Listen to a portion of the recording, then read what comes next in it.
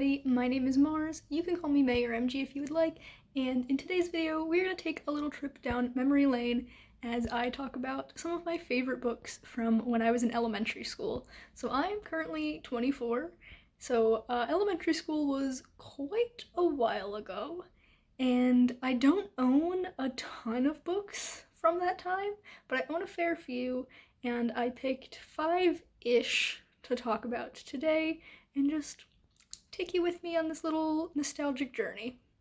So, the first book that I have is The Navigator by Owen McNamee, and I picked this book to talk about because this was the first time I had ever met an author. I think it was 5th grade, it might have been 4th grade, but Owen McNamee came to my elementary school and there was a whole assembly and we got to ask him questions, and then we got to get books signed. So the one that I have is actually signed not just to me, it's to me and my sister. We weren't gonna buy 2 copies, but if you didn't know, I have a twin sister, and obviously you wouldn't just get it signed to one. I own this because I am very much the reader out of the two of us, and though she does read, she likes more historical fiction and that kind of thing. I'm into the more sci-fi fantasy stuff. This is like portal fantasy, but it like kind of borders on sci-fi, and it's so fun. And I do actually own the whole trilogy. I remember making my parents take me out to get the other books as soon as they came out. You can't really see them, they're up on the top shelf over there. But I just have such fond memories about this book and meeting the author that I couldn't not talk about it here. The next book I want to talk about is Dragon Slippers by Jessica Day George. I think this is such a cute cover. I really like it a lot. But this book has stuck with me throughout the years for several reasons. The thing that like initially drew me to this is the fact that the main character, this girl here, what's her name again? Creel? I think that's her name. She's not like a warrior or a magic user or anything like that. She's just a seamstress, and I thought that was so fun to have this like kind of mundane job, and she gets to go on these adventures. And this was also one of the first books that I read, probably the first book that I read, where dragons weren't automatically the bad guys. There are good dragons, bad dragons, just like people. And I also really liked that the dragons didn't just hoard gold here. There's one that hoards shoes, dragon slippers. There's one that hoards stained glass windows. Like, it's just so fun. And this is the first book in trilogy, and I've been telling myself for years that I'm going to read the rest of the trilogy. It just hasn't happened yet.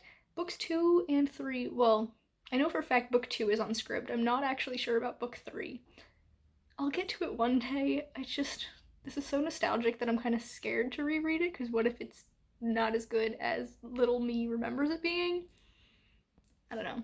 We'll see. We'll get to it eventually, maybe, hopefully.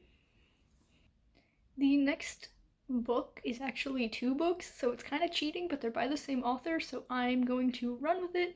And those books are Coraline and The Graveyard Book by Neil Gaiman. It should come to no one's surprise that I am putting Neil Gaiman on this list because I love Neil Gaiman. These are the first 2 books that I read by him way back in elementary school, and they are really what inspired me to want to be an author.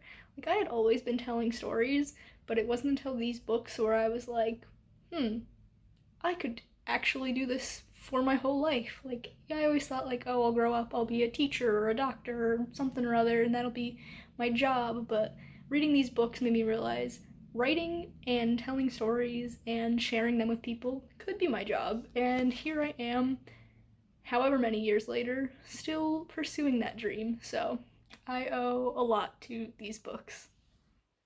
The next book that I want to talk about is My Sister the Vampire by Sienna Mercer. This is book 2 in the series. It's called Fantastic, and I bought this at a Scholastic book fair. I distinctly remember using my lunch money for this because I didn't have any extra money, and I'm like, well, reading is so much more important than eating. Bad idea, but like, it's fine. Everything turned out fine. Yeah, I bought this because it's about twins. Like I said, I have a twin sister, and so I love anything about twins. And I was just starting to get into like more fantasy-ish things that weren't just high fantasy. Like I already knew about like Lord of the Rings and Chronicles of Narnia and all that, and this is much more low fantasy. It's like paranormal stuff, and so I was branching out. And I have read other books in the series. I just only own this one because this is the one that I bought. I think I checked the rest out from the library or something. But yeah, this is one book that I will never get rid of because it just means so much to me.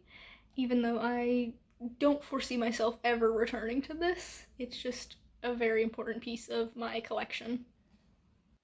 And the last book I'm going to talk about is Where the Sidewalk Ends by Shel Silverstein. I actually have three of his poetry collections. I have Where the Sidewalk Ends, obviously, um,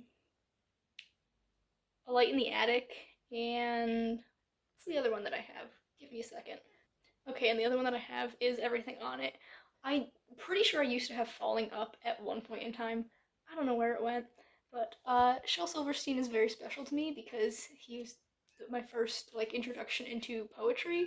And if you didn't know, I love poetry, and so it just means a whole lot to me. And I still love his poems. I think they are fantastic, and they really showed me that writing doesn't just have to be stories. You can have fun with it, which I have fun with stories, but like poetry is just something so completely different, and it just means a lot to me. And so those are all the books that I wanted to talk to you about. I just wanted to take this little trip down memory lane and, revisit some of my favorites from the past. It makes me sad to remember those times because I was just so young and didn't know a whole lot, but like that's just what growing up is learning new things and missing the past. So it's bittersweet.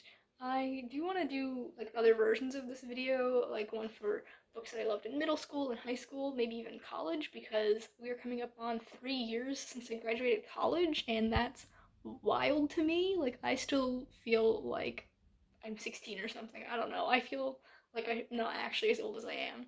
But yes, thank you very much for watching. If you enjoyed this video, be sure to give it a big thumbs up. You can subscribe to my channel for more content, and that way I'll see you in the next one.